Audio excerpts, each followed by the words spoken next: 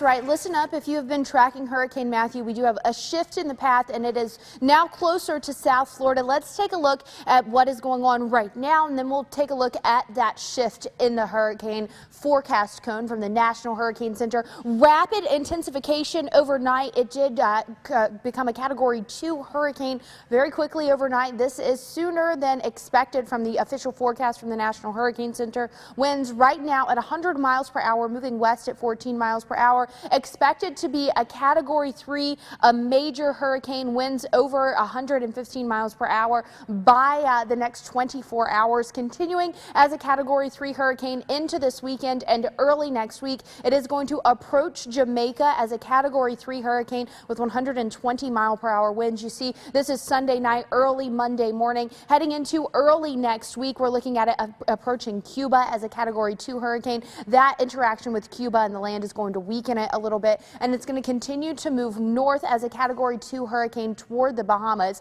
But you see it here. Previously, this cone was farther off the coast, and now it is grazing the east coast, the very edge of South Florida. This is several days out. The National Hurricane Center says in their releases that this forecast cone has a higher percentage of error past 3 days. So of course, as we're getting into Tuesday night and early Wednesday, that is several days out. So this forecast is going to continue to evolve, and this is something we're going to have to continue to keep an eye on.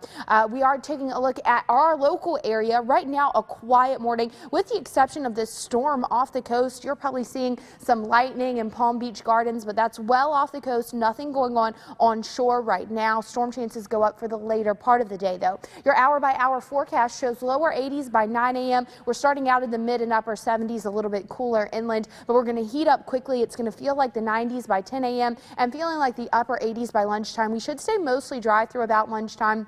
Maybe a few showers by 1 o'clock. Most of the storm activity, though, going to hold off until after 2 o'clock. Highs today are going to be in the upper 80s. Once again, though, we could have a couple strong storms. Let's time that out for you on Vipercast. So you see it here, staying dry through our morning hours. Here's your lunch hour, 12 o'clock. Still not a whole lot going on. However, as we head into the afternoon, we start to see those pockets of rain bubbling up, and then a couple strong storms around by your commute home. Today, maybe not as widespread as yesterday or the day before, but nonetheless, storms still in the forecast.